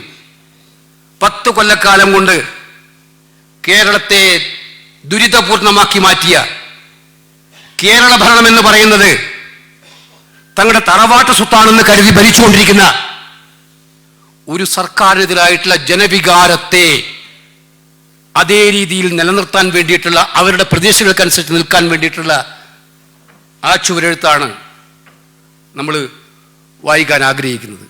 അതുകൊണ്ട് തന്നെ ആ ചുവരെഴുത്ത് വായിച്ചു. ചിലവർ പറഞ്ഞുകൊണ്ടിരിക്കുക, അപ്പുറം പിണറായി വിജയനെ പോലുള്ളൊരു ശക്തനായ നേതാവ് ഇരിക്കുകയല്ലേ. പിണറായി വിജയൻ അപ്പുറത്തെ ശക്തനാണെങ്കിൽ പിണറായി വിജയനെ പോലൊപ്പം ശക്തമുള്ള 10 നേതാക്കന്മാർ ഇപ്പുറത്ത് ഒന്നിച്ചു നിൽക്കുന്നുണ്ട്. 2016 തെരഞ്ഞെടുപ്പ് നടന്നപ്പോൾ CPM മുഖ്യമന്ത്രിയെ ഉയർത്തിക്കാട്ടിയിട്ടാണോ ഇലക്ഷൻ നടത്തിയത്? ആണോ? പിണറായി മുഖ്യമന്ത്രിയായ ഇലക്ഷനാണ് ഞാൻ ചോദിച്ചത്. മുഖ്യമന്ത്രിയെ ഉയർത്തിക്കാട്ടിയിട്ടാണോ ഇലക്ഷൻ നടത്തിച്ചത്? അല്ല. പിന്നെ അദ്ദേഹം മുഖ്യമന്ത്രിയായി കഴിഞ്ഞ് അധികാരം സർവസ്വവും പിടിച്ചെടുത്ത് ആ അധികാരത്തിൻ്റെ സർവസ്വവും പാർട്ടിയിൽ അടിച്ചേൽപ്പിച്ച് ആ അടിച്ചേൽപ്പിക്കപ്പെട്ട പാർട്ടിയിൽ ചോദ്യം ചെയ്യാൻ ഒരാളെയും അനുവദിക്കാതെ പിന്നീട് സ്വയം പ്രഖ്യാപിതനായിട്ടുള്ള നേതാവായിട്ട് അദ്ദേഹം മാറുകയായിരുന്നു എന്നുള്ളതാണ് കേരള രാഷ്ട്രീയം കണ്ട യാഥാർത്ഥ്യം. അത് വെച്ച് UDF കമ്പയർ ചെയ്യേണ്ട, കോൺഗ്രസിനെ കമ്പയർ ചെയ്യേണ്ട. നമ്മളെല്ലാവരും ഈ തിരഞ്ഞെടുപ്പിൽ ഒറ്റക്കെട്ടായിട്ട് പോരാടുക തന്നെ ചെയ്യും. കാരണം ഞാൻ നേരത്തെ സൂചിപ്പിച്ചു, ലക്ഷ്യം വളരെ വിപുലമാണ്. ആ ലക്ഷ്യത്തിലേക്ക് എത്താനുള്ള യാത്ര മുന്നോട്ട്. എനിക്കതുകൊണ്ട് ബഹുമാനപ്പെട്ട നേതാക്കന്മാരെല്ലാവരും ഇവിടെ ഇരിക്കുന്നുണ്ട്. കേരളത്തിലെ കോൺഗ്രസിൻ്റെ ക്രീമായ ലീഡേഴ്സ് ഇരിക്കുന്നുണ്ട്. ആ ക്രീമായ ലീഡേഴ്സിൻ്റെ മുന്നിൽ പറയാനുള്ളത്, ഈ വരുന്ന 4 മാസക്കാലം നമ്മൾ ശ്രദ്ധിക്കേണ്ടത്, ഞാൻ നേരത്തെ പറഞ്ഞു, വാർത്തകളുടെ കാലഘട്ടം, കമ്മ്യൂണിക്കേഷൻ വിസ്ഫോടനങ്ങളുടെ കാലഘട്ടം. മാധ്യമങ്ങൾ വരും, അവരെ കുറ്റം പറഞ്ഞിട്ട് കാര്യമില്ല. അവരുടെ ജോലിയാണത്. അവർക്ക് വാർത്തകൾ വേണം. അപ്പോൾ ആ വാർത്തകൾക്ക് വേണ്ടി അവർ വരുമ്പോൾ കൊടുക്കുന്ന വാർത്തകൾ, ഞാൻ നേരത്തെ പറഞ്ഞതുപോലെ ഈ 2 പാർട്ടികളുടെയും പരീക്ഷണശാലകളിൽ ഉരുത്തിരിയുന്ന, അവർക്ക് ജയിക്കാൻ വേണ്ടി, നമ്മളെ തോൽപ്പിക്കാൻ വേണ്ടി അവർ ഉണ്ടാക്കാൻ വേണ്ടി പോകുന്ന ഏതോ പരീക്ഷണങ്ങൾക്ക് പിന്നാലെ പോകുന്നതായിരിക്കരുത്. 2, നമ്മുടെ ബൂത്തിലെ സാധാരണ പ്രവർത്തകൻ തല്ലും കുത്തും അടിയും കിട്ടിയിട്ട് നമ്മളെ ജയിപ്പിക്കാൻ വേണ്ടി പാടുപെടുന്ന പ്രവർത്തകൻ ചായക്കടയിലിരിക്കുമ്പോൾ അവൻ നിരാശപ്പെടുത്തേണ്ട സാഹചര്യം ഉണ്ടാക്കുന്നതായിരിക്കരുത്. നമ്മൾ ഇവിടെ നിന്ന് ഒറ്റക്കെട്ടായിട്ട് ആ പ്രതിജ്ഞയുമായിട്ടാണ് മുന്നോട്ട് പോകേണ്ടത്. നമുക്കറിയാം, ബൂത്ത് പ്രസിഡന്റ് അല്ലെങ്കിൽ മണ്ഡലം പ്രസിഡന്റ്, ബ്ലോക്ക് പ്രസിഡന്റ്, നമുക്കാർക്കും കോൺഗ്രസിൽ അങ്ങനെ ഒരു സിസ്റ്റമില്ല. ഞാൻ ജയിച്ചാൽ എല്ലാം മതി, ഞാൻ ജയിച്ചില്ലെങ്കിൽ ഒന്നും വേണ്ട. ഇത് കോൺഗ്രസിൻ്റെ സിസ്റ്റമല്ല. നമ്മൾ ജയിക്കും, നമ്മൾ നിൽക്കുമെന്നുള്ളതാണ്. മറ്റു പാർട്ടികൾ അത് ഉപയോഗിക്കുന്നുണ്ടാവും. പക്ഷെ ഞാൻ പറയുന്നത്, എവിടെയെങ്കിലും ഒറ്റപ്പെട്ട അത്തരം ശബ്ദം വന്നാൽ ഈ ഹാളിലിരിക്കുന്നവരെല്ലാവരും കൂടി തീരുമാനിക്കണം ഒറ്റക്കെട്ടായിട്ട്. പൊതുചിന്താഗതികൾക്കെതിരായിട്ട് ഒറ്റപ്പെട്ടവരെവിടെയെങ്കിലും ശബ്ദം ഉണ്ടാക്കുന്നുവെങ്കിൽ ആ ശബ്ദത്തെ അവഗണിക്കുകയും അതിനെ എതിർക്കുകയും ചെയ്യുക എന്നുള്ളത് നമ്മുടെ എല്ലാം ഉത്തരവാദിത്തമാണ്. അത്തരക്കാർക്ക് കോൺഗ്രസ്സിൽ അങ്ങനെ ഉണ്ടെന്നല്ല ഞാൻ പറയുന്നത്. ഇല്ലാത്ത പാർട്ടിയാണ് നമ്മുടെ പാർട്ടി. 4 മാസക്കാലത്തേക്ക് ജാഗ്രത, ഉത്തിഷ്ഠത, ജാഗ്രത. ഒരു കാരണവശാലും രാഷ്ട്രീയ എതിരാളികളുടെ കയ്യിൽ ആയുധം കൊടുക്കുന്ന ഒരു വരികളിലേക്കും നമുക്ക് പോകും. സ്ഥാനാർത്ഥി നിർണയത്തെക്കുറിച്ച് നമുക്കെല്ലാവർക്കും ആഗ്രഹങ്ങളുണ്ട്. ആർക്കും ആഗ്രഹം തെറ്റൊന്നുമില്ല. പാർട്ടിയിൽ 10, 30, 40 കൊല്ലം അല്ലെങ്കിൽ 10, 15 കൊല്ലം പ്രവർത്തിച്ചാൽ ഇലക്ഷൻ വരുമ്പോൾ അവസരങ്ങൾ ഉണ്ടാകുമ്പോൾ അതിൻ്റെ ഭാഗമാകണമെന്ന് ആഗ്രഹിക്കുന്നത് സ്വാഭാവികമല്ലേ? അതിലെന്താ തെറ്റ്? പാർട്ടി സ്ഥാനാർത്ഥി നിർണയത്തിന് പാർട്ടിയുടേതായ മാർഗരേഖകളുണ്ട്. ആ സ്ഥാനാർത്ഥികൾ വരും. ഇപ്രാവശ്യം വളരെ നേരത്തെ തന്നെ ഉണ്ടാക്കാനാണ് നമ്മൾ തീരുമാനം. സ്ക്രീനിങ് കമ്മിറ്റി 4 മാസം മുമ്പ് തന്നെ, ഇന്നലെ സ്ക്രീനിങ് കമ്മിറ്റി, കേരളത്തിൻ്റെ സ്ക്രീനിങ് കമ്മിറ്റി AICC പ്രഖ്യാപിച്ച് കഴിഞ്ഞിട്ടുണ്ട്. അവരവരുടെ പ്രവർത്തനങ്ങൾ വളരെ സ്ഥിതിഗതിയിലാക്കും. ജനറൽ സെക്രട്ടറിയും അവരുടെ ടീമും അതിനു വേണ്ടിയിട്ട് കേരളത്തിലെ കോൺഗ്രസ് നേതാക്കന്മാരുമായിട്ട് ആലോചിച്ച് ഷെഡ്യൂൾ തയ്യാറാക്കും. ആ ഷെഡ്യൂള് വളരെ പെട്ടെന്ന് തന്നെ മുന്നോട്ട് പോകുക എന്നുള്ളതാണ്. നമ്മുടെ പാർട്ടിയിലെ പ്രധാനപ്പെട്ട ഒരു സംശയവും വേണ്ട. നമ്മളെല്ലാവരും പരസ്പരം മനസ്സിലാക്കണം. നമ്മൾ ഈ തെരഞ്ഞെടുപ്പിൽ നമുക്ക് വേറെ ഓപ്ഷൻ ഇല്ല. വിജയം, അതായത് 100 സീറ്റിലധികം ജയിക്കുക എന്നുള്ള ഒരു ഓപ്ഷൻ മാത്രമേ നമ്മുടെ മുന്നിലുള്ളൂ. ആ ഓപ്ഷനേറ്റ് വിജയ സാധ്യതയായിരിക്കും കോൺഗ്രസിൻ്റെ സ്ഥാനാർത്ഥി നിർണയത്തിലെ ഏറ്റവും വലിയ മാനദണ്ഡം എന്നുള്ള കാര്യത്തിൽ ഒരു സംശയവും നമുക്കാർക്കും വേണ്ട. ഓരോ നിയോജക മണ്ഡലത്തിലും ആർക്കാണോ ജയത്തിന് സാധ്യതയുള്ളത് അത് നോക്കിക്കൊണ്ടുള്ള മാനദണ്ഡം. നമ്മൾ കഴിഞ്ഞ തെരഞ്ഞെടുപ്പിൽ തന്നെ ഒരുപാട് ചെറുപ്പക്കാർക്ക് അവസരം കൊടുത്തിട്ടുണ്ട്, നല്ല ചെറുപ്പക്കാർക്ക്. അവർക്ക് കോവിഡായിരുന്നു, സമയം കിട്ടിയില്ല, മറ്റ് അവസരങ്ങളുണ്ടായതുകൊണ്ട്. ഈ പ്രാവശ്യം അത് സംശയമൊന്നുമില്ല. നമ്മുടെ ജില്ലാ പഞ്ചായത്ത് ഇലക്ഷൻ റിസൾട്ട് ഒന്ന് എടുത്തു നോക്കിയാൽ നിങ്ങൾക്കറിയാം. ജില്ലാ പഞ്ചായത്ത് ഇലക്ഷൻ റിസൾട്ട് എന്തായിരുന്നു? നമ്മൾ തോൽക്കുമെന്ന് ഉറപ്പിച്ച് സീറ്റ് കൊടുത്താൽ ഒരുപാട് ചെറുപ്പക്കാർ ഈ തെരഞ്ഞെടുപ്പിൽ ജയിച്ചു എന്നുള്ളതാണ് നിങ്ങൾ മനസ്സിലാക്കേണ്ട കാര്യം. യുവത്വത്തെ ജൻസി എന്നൊക്കെ നമ്മൾ പറയുന്ന ആ തലമുറയുടെ യഥാർത്ഥ റിഫ്ലക്ഷൻ കണ്ട ഒരു ഇലക്ഷൻ കൂടിയായിരുന്നു ഈ തെരഞ്ഞെടുപ്പ് എന്നുള്ളത് നമുക്ക് മനസ്സിലാക്കാൻ സാധിക്കും. അപ്പോൾ അത് പാർട്ടി ഉൾക്കൊള്ളും, എല്ലാ കാലത്തും ഉൾക്കൊള്ളും. നമ്മൾ ഏത് പാർട്ടിയേക്കാളും അത് ഉൾക്കൊള്ളുന്ന പാർട്ടിയാണ് കോൺഗ്രസ്. അതുകൊണ്ട് ചെറുപ്പക്കാർ, വനിതകൾ എല്ലാവരും നമ്മളുണ്ടാവും, ബ്ലെൻഡായിരിക്കും. പക്ഷെ ഞാൻ പറഞ്ഞു വന്ന പോയിന്റ് അതല്ല. ആ തീരുമാനം വരുന്നത് വരെ നമ്മളാരും ഇന്നയാൾ സ്ഥാനാർത്ഥികളാകും അല്ലെങ്കിൽ ഞാൻ സ്ഥാനാർത്ഥിയാകും എന്നുള്ള സ്വയം പ്രഖ്യാപനം നടത്തണ്ട എന്നുള്ളതാണ് എനിക്ക് വിനയപൂർവ്വം നമുക്കെല്ലാവരോടും പറയാനായിട്ടുള്ളത്. നമ്മൾ പാർട്ടിയുടെ പ്രഖ്യാപിതമായിട്ടുള്ള സാഹചര്യങ്ങളെ കാത്തിരിക്കുക, അതിനുവേണ്ടി നിൽക്കുക. എന്ത് ചർച്ചകളും നേതൃത്വമായിട്ട് നടത്താൻ സ്വാതന്ത്ര്യമുണ്ട്, നേതാക്കന്മാരോട് ആവശ്യപ്പെടാൻ സ്വാതന്ത്ര്യമുണ്ട്. അവിടെ എല്ലാം നിങ്ങൾ ഉപയോഗിക്കുക.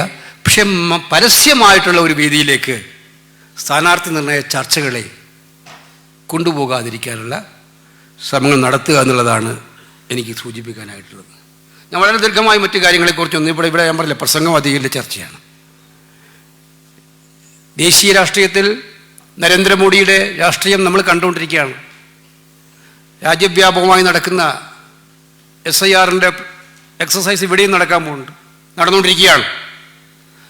നമ്മളിൽ എത്ര പേർ, ഇപ്പം ഇവിടെ കുറേ പേർക്ക് ചുമതല കൊടുത്തിട്ടുണ്ട്, എത്ര പേർ ചുമതലപ്പെട്ടിട്ടുണ്ട്. ഈ ഹാളിലിരിക്കുന്നവരെല്ലാം KPCC ഭാരവാഹികളും DCC പ്രസിഡന്റുമാരും ഒക്കെയാണ്. കഴിഞ്ഞ തെരഞ്ഞെടുപ്പിൽ നന്നായി പ്രവർത്തിച്ച DCC പ്രസിഡന്റുമാരുണ്ട്. അവരെല്ലാവരും തീർച്ചയായിട്ടും അഭിനന്ദനം അർഹിക്കുന്നതാണ്. നമ്മൾ ഇനിയുള്ള 4 മാസം നമുക്ക് കൃത്യമായിട്ടും ജോലിയുള്ള കാലമാണ്. ഭാരവാഹിത്വം എന്ന് പറയുന്നത് നമുക്ക് പാർട്ടി തരുന്ന ഏറ്റവും വലിയ അംഗീകാരമാണ് എന്ന് മനസ്സിലാക്കി ആ പാർട്ടിക്ക് ഏറ്റവും ആവശ്യമുള്ള അവസരമായ തിരഞ്ഞെടുപ്പിൽ ഈ 4 മാസം നമ്മൾ 24/7 ആയിട്ട് വേറെ ഒരു ഷെഡ്യൂളും ചെയ്യാതെ പ്രവർത്തനങ്ങൾ, ഈ 4 മാസത്തെയും പ്രവർത്തനം, KPCC ഭാരവാഹികളുടെ പ്രവർത്തനം, DCC പ്രസിഡന്റുമാരുടെ പ്രവർത്തനം, പാർട്ടി നേതാക്കന്മാരുടെ പ്രവർത്തനം, എല്ലാ നേതാക്കന്മാരുടെ പ്രവർത്തനം തീർച്ചയായിട്ടും അക്കൗണ്ടബിലിറ്റി ഫിക്സ് ചെയ്യുന്ന രീതിയിലായിരിക്കും എന്നുള്ള കാര്യം ഞാൻ വിനയപൂർവ്വം പറയുകയാണ്. അതിനകത്ത് ഇതിലൊരു വിട്ടുവീഴ്ചയില്ല. നമ്മൾ പലപ്പോഴും പറയും, നമ്മൾ ഒരു അസൈൻമെൻറ്റ് കൊടുത്താൽ അവിടെ പോകാൻ പറ്റിയില്ല, ഇവിടെ പോകാൻ പറ്റില്ല. ആ എക്സ്ക്യൂസുകൾക്ക് ഇനി 4 മാസത്തേക്ക് അവധിയില്ല. ഒരു എക്സ്ക്യൂസിനും 4 മാസത്തേക്ക് അവധിയില്ല. ഈ 4 മാസം കഠിനമായിട്ട് നമ്മളെല്ലാവരും പ്രവർത്തിക്കേണ്ട ഒരു കാലമാണ്. പിണറായി വിജയൻ സർക്കാർ, ഞാൻ നേരത്തെ പറഞ്ഞു, നരേന്ദ്രമോദി ഗവൺമെൻറ് ഏറ്റവും ഒടുവിൽ കൊണ്ടുവന്ന MNREGA amendment bill, VG bill, ഇന്നലെ ദേശവ്യാപകമായിട്ടുള്ളൊരു പ്രക്ഷോഭം കോൺഗ്രസ് പ്രഖ്യാപിച്ചു കഴിഞ്ഞിട്ടുണ്ട്. ആ ബില്ലിൻ്റെ പ്രത്യേകത നിങ്ങൾക്ക് എല്ലാവർക്കും അറിയാം. ആ ബില്ലെന്ന് പറയുന്നത് തൊഴിലുറപ്പ് പദ്ധതിയുടെ അന്തസ്സത്ത മുഴുവൻ കെടുത്തുന്നതാണ്. 3-4 ഫീച്ചേഴ്സ് നമ്മൾ താഴെത്തട്ടിൽ എത്ര പഠിപ്പിച്ചിട്ടുണ്ടോ എന്ന് എനിക്കറിയില്ല. മഹാത്മാഗാന്ധിയുടെ പേര് മാറ്റുക എന്ന് പറഞ്ഞ മഹാപാതകം അവർ ചെയ്തു. അത് നമ്മളെല്ലാം സംബന്ധിച്ചും വികാരപരമാണ്. ആ വികാരപരം മാത്രമല്ല, മഹാത്മാഗാന്ധി പ്രതിദാനം ചെയ്യുന്ന ഗ്രാമസ്വരാജിനെ ശക്തിപ്പെടുത്തുക എന്ന് പറയുന്ന സങ്കല്പത്തെ അത് പൂർണ്ണമായും തകർത്ത് കളഞ്ഞിട്ടുണ്ട്. തൊഴിലുറപ്പ് പദ്ധതി നിങ്ങൾ നോക്കിയറിയാം, സെൻട്രൽ ഷെയർ കൂലിയിൽ 100% ഇപ്പോൾ 60% മാറി. കേരളം പോലും 2000 കോടി രൂപ അധികം കണ്ടെത്തേണ്ടി വരുന്നുണ്ട്. 2000 കോടി രൂപ അധികം കണ്ടെത്തേണ്ടി വരുന്നുണ്ട്. ചില സംസ്ഥാനങ്ങൾക്ക് അത് 6000-7000 കോടി രൂപ വരെയാണ്. അതുമാത്രമല്ല, കേന്ദ്ര ഗവൺമെന്റിന്റെ കയ്യിലേക്ക് കൂടുതൽ അധികാരങ്ങൾ കൊടുത്തിരിക്കുകയാണ്. ഡീസെൻട്രലൈസേഷൻ ആക്കി എന്ന് പറഞ്ഞ ആശയത്തെ തകർത്ത് സെൻട്രലൈസേഷൻ ആക്കിയിരിക്കുകയാണ്. ഒരു പഞ്ചായത്തിൽ ഈ പദ്ധതി വേണോ വേണ്ടയോ എന്ന് ഡിക്ലെയർ ചെയ്യാനുള്ള അധികാരം, വേണ്ടി വന്നാൽ ഒരു സ്റ്റേറ്റിൽ ഈ പദ്ധതി വേണമോ വേണ്ടയോ എന്നുള്ള ഡിക്ലെയർ ചെയ്യാനുള്ള അധികാരം ബില്ല് മുഖാന്തരം കേന്ദ്ര സർക്കാരിന് കൊടുത്തിരിക്കുകയാണ്. അപ്പോൾ വെള്ളമുണ്ട പഞ്ചായത്തിൽ തൊഴിലുറപ്പ് പദ്ധതി വേണ്ട എന്ന് കേന്ദ്രം പ്രഖ്യാപിച്ചാൽ അവിടുത്തെ തൊഴിലാളിക്ക് തൊഴിൽ കിട്ടില്ല. നേരത്തെ ഉണ്ടായിരുന്നത് ഡിമാൻഡ് അനുസരിച്ചായിരുന്നു, ഇപ്പോൾ ബജറ്റ് ഓറിയന്റഡ് ആയി. ആവശ്യപ്പെട്ട ജോലിയായിരുന്നു, ആ സാഹചര്യം എടുത്തു കളഞ്ഞിരിക്കുകയാണ്. ഫലത്തിൽ ലോകം കണ്ട ഏറ്റവും വലിയ തൊഴിൽദാന പദ്ധതിയായിട്ടുള്ള തൊഴിലുറപ്പ് പദ്ധതിയെ അട്ടിമറിക്കുന്ന പരിപാടിയാണ് നരേന്ദ്രമോദി സർക്കാർ ചെയ്തിരിക്കുന്നത്. ഇതിന് ഗ്രാമങ്ങളിൽ തൊഴിലുറപ്പ് തൊഴിലാളികളിൽ ഉണ്ടാകേണ്ട ഏറ്റവും ശക്തമായിട്ടുള്ള പ്രതിഷേധം ഉയർന്നു വരേണ്ടതായിട്ടുണ്ട്. അത് നമ്മൾ വ്യാപകമായി അതിനുള്ള ശ്രമങ്ങൾ നടത്തുകയാണ്. ആ പരിപാടികളുമായിട്ട് അത് കേരളത്തിലും അതിൻ്റെ ശക്തമായ രീതിയിൽ മുന്നോട്ട് കൊണ്ടുവരേണ്ടത്. ജനാധിപത്യത്തെ തകർക്കുന്ന മഹാത്മാഗാന്ധിയെയും അതുപോലെ തന്നെ പണ്ഡിറ്റ് ജവഹർലാലെയും പോലുള്ള സ്വാതന്ത്ര്യ സമര നേതാക്കന്മാരായിട്ടുള്ളവരുടെ എല്ലാ ബിംബങ്ങളെയും തകർക്കുന്ന ഈ തീരുമാനത്തിനെതിരായിട്ടുള്ള നമ്മുടെ നിലപാടുണ്ടാകേണ്ടതായിട്ടുണ്ട്. വോട്ട് ചോരിക്കെതിരായിട്ടുള്ള പോരാട്ടം പാർലമെൻറ്റിൽ അതും ഏറ്റവും ശക്തമായിട്ടുള്ള ചർച്ചയായിരുന്നതാണ്. SIR അതിൻ്റെ ഭാഗമായിട്ടുള്ള അവർ കൊണ്ടുവരുന്നതാണ്. SIRലേക്ക് നമ്മൾ മുന്നോട്ട് ഇവിടെ ഞാൻ ഒരു നിർദ്ദേശം, എൻ്റെ നിർദ്ദേശമാണ്, ഈ കമ്മിറ്റി തീരുമാനിക്കേണ്ടതാണ്. PPC പ്രസിഡന്റും കൂടി ആലോചിക്കുക, നേതാക്കന്മാർ. ഈ പഞ്ചായത്ത് തിരഞ്ഞെടുപ്പിൽ നമുക്ക് ഉണ്ടായിരിക്കുന്ന വിജയം വൻ വിജയമാണ്. ഇനി അടുത്ത 4 മാസക്കാലത്തേക്ക് മണ്ഡലം ബൂത്ത് കമ്മിറ്റികളോടും പ്രവർത്തകരോടൊപ്പം ഈ നിയമസഭാ തിരഞ്ഞെടുപ്പിൻ്റെ തിരഞ്ഞെടുപ്പ് പ്രചരണങ്ങൾ ഏറ്റെടുക്കാനുള്ള ഉത്തരവാദിത്വം നമ്മളെ ജയിച്ച പഞ്ചായത്ത് മെമ്പർമാരും മത്സരിച്ച പഞ്ചായത്തിലെ വാർഡിലെ സ്ഥാനാർത്ഥികൾക്കും ഏൽപ്പിച്ചു കൊടുക്കണം. സ്വന്തം വാർഡിൽ 100 വോട്ടെങ്കിലും വർദ്ധിപ്പിക്കുക എന്ന ടാർഗറ്റ് അവർക്ക് ഇട്ടുകൊടുക്കണം. ഇപ്പോൾ പ്രതീക്ഷയോടെ ജനങ്ങളും അവരെ കാണുകയാണ്. ജയിച്ചവരെ കൂടുതലായിട്ടും, ചിലയിടത്ത് തോറ്റതൊക്കെ ചെറിയ വോട്ടിനാണ് തോറ്റത്, നന്നായിട്ട് പ്രകടനം നടത്തി തോറ്റവരുണ്ട്. അപ്പം നമുക്കൊരു വാർഡിൽ ഒരാളെ കിട്ടുകയാണ്, അവരെ ഏൽപ്പിക്കണം. മറ്റുള്ളവരോടൊപ്പം ബൂത്ത് പ്രസിഡന്റ്, വാർഡ് പ്രസിഡന്റ്, പ്രവർത്തകരോടൊപ്പം. ഓൾ ഇന്ത്യ കോൺഗ്രസ് കമ്മിറ്റിയുടെ ജനറൽ സെക്രട്ടറി ഇവിടെ ഇരിക്കുന്നുണ്ട്. ഞാൻ പറയാൻ ആഗ്രഹിക്കുകയാണ്, അത്തരം പ്രവർത്തനങ്ങളുടെ വോട്ട് വർദ്ധിപ്പിക്കാൻ നേതൃത്വം കൊടുക്കുന്ന പഞ്ചായത്ത് മെമ്പർമാരും സ്ഥാനാർത്ഥികളും ഒക്കെ തന്നെ പാർട്ടിയുടെ അത് കഴിഞ്ഞ് ഇലക്ഷൻ കഴിഞ്ഞ് നമ്മൾ പരിശോധിക്കും ഏത് വാർഡിലൊക്കെ വോട്ട് വർദ്ധിപ്പിച്ചിട്ടുണ്ട് ഇല്ലയോ എന്നുള്ളത് പരിശോധിപ്പിക്കും. അത് പരിശോധിച്ച് അങ്ങനെ വോട്ട് വർദ്ധിപ്പിക്കുന്ന മാതൃകാപരമായി നല്ല പ്രവർത്തനം നടത്തുന്ന വാർഡ് മെമ്പർമാരും വാർഡിലെ നല്ല സ്ഥാനാർത്ഥികൾക്കും AICCയുടെ വകയായിട്ട് പാരിതോഷികം ഉണ്ടാകും എന്നുള്ള കാര്യം ഞാൻ ഈ സന്ദർഭത്തിൽ പറയാൻ ആഗ്രഹിക്കുകയാണ്. അവരുടെ പഞ്ചായത്ത് വാർഡ് മെമ്പർമാർ, മത്സര സ്ഥാനാർത്ഥികൾ അവരുടെ ഉജ്ജ്വലമായിട്ടുള്ള പോരാട്ടം നടത്തണം. കേരളം 3ാം പിണറായി ഭരണത്തെക്കുറിച്ച് ഇപ്പോൾ ആരും പറയുന്നില്ല. ഇടയ്ക്ക് അങ്ങനെ ഒരു ചർച്ച ഉണ്ടായിരുന്നു. ഇപ്പം അവർക്ക് തന്നെ പറയാൻ നാണമാണ് അങ്ങനെ പറയാൻ.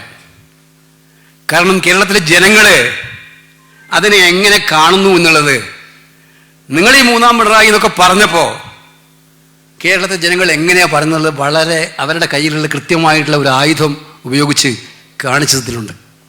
അപ്പോൾ സാമാന്യമായ ഭാഷയിൽ മിസ്റ്റർ പിണറായി ഇനി ഇത് പറയാതിരിക്കുന്നതാണ് നല്ലത് എന്നുള്ളത് വ്യക്തിപരമായിട്ടുള്ള ഒരു നിർദ്ദേശമായിട്ട് നമ്മളിവിടെ സമർപ്പിക്കാൻ ആഗ്രഹിക്കുകയാണ്.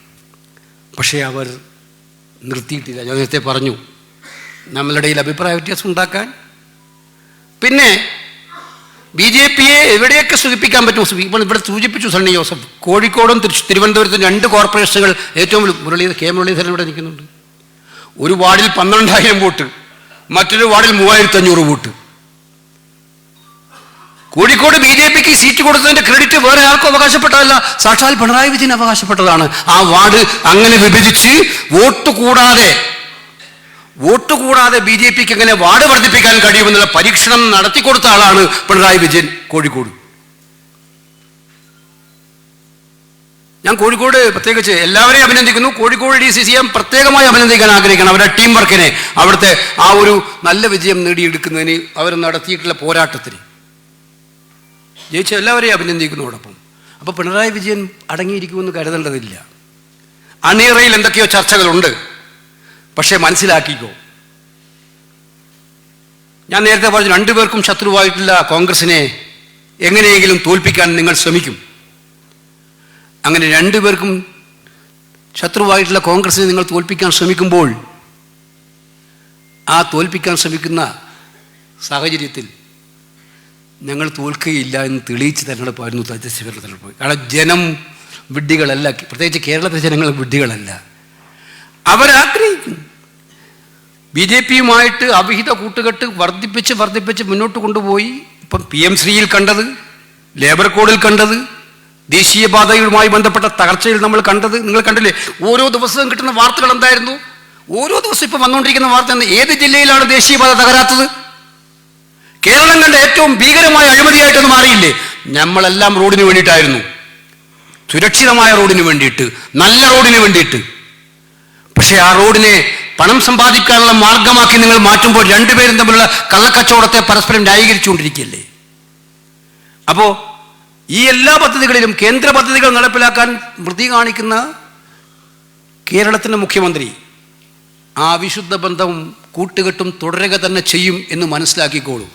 പക്ഷെ നിങ്ങൾ അത് മനസ്സിലാക്കുന്നത് ഈ കൂട്ടുകെട്ട് രണ്ട് പാർട്ടിയുടെയും അണികളെ അവരെ ഇഷ്ടപ്പെടുന്നതല്ല എന്നുള്ളത് നമുക്ക് മനസ്സിലാക്കാൻ കഴിയും. അവർ രണ്ടുപേരെയും ചതിക്കുകയാണ് നേതൃത്വം ചെയ്യുന്നത്.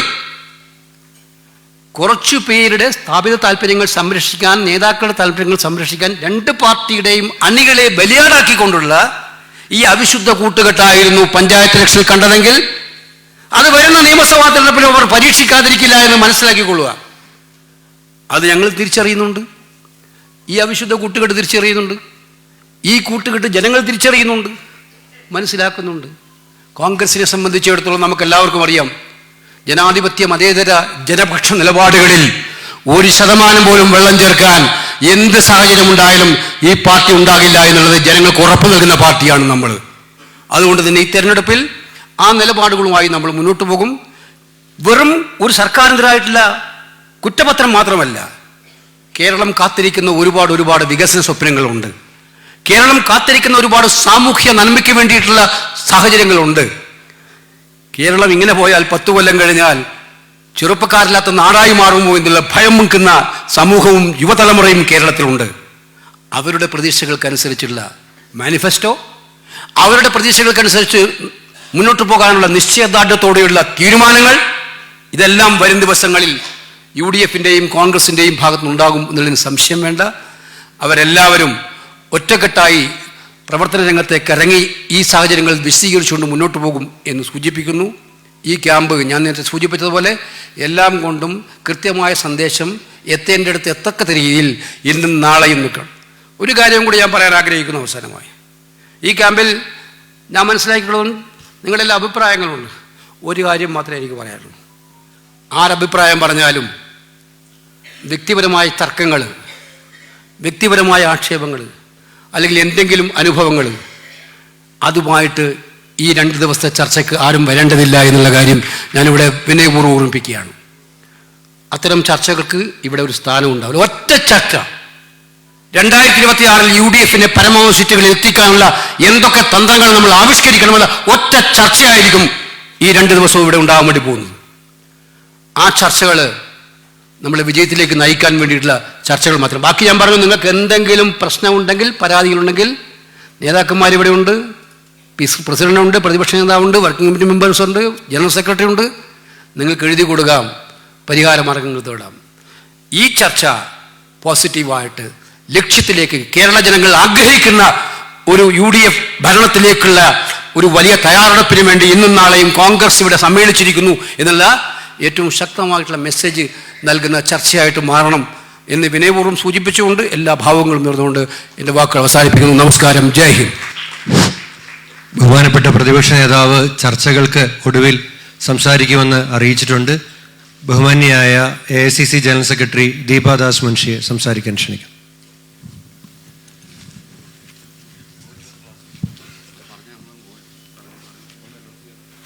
ഉദ്ഘാടന സമ്മേളനത്തിൽ വരെ മാത്രമാണ് മാധ്യമങ്ങൾക്ക് അനുവാദമുള്ളത് എന്ന് വിനീതമായി അറിയിക്കുന്നു. Respected KC Venugopal ji, KPCC President Sunny Joseph ji, LOP Satishan ji, our working committee colleague Ramesh Chenithala ji, Sudhakaran ji,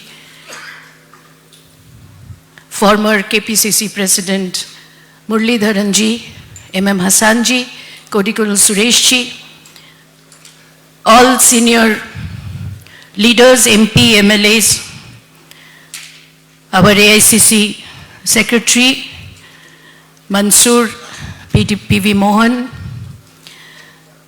Arivaraganji, the working presidents, Vishnunath, Shafi, Anilji, all the senior leaders and delegates. Today we are here for a definite goal, Lakshya. Only 100 days left. And in these 100 days, what we should do, how we should proceed, that has to be decided and that has to be delivered. We can talk many things in the speech, but implementation is very important. Our leader, Sani Joseph ji, our president, and K.C. Venugopal ji, the General Secretary Organization, AICC, he has given a complete roadmap and a complete idea. What should we do? The roadmap we have to build up. For this, after this session, we should sit district-wise.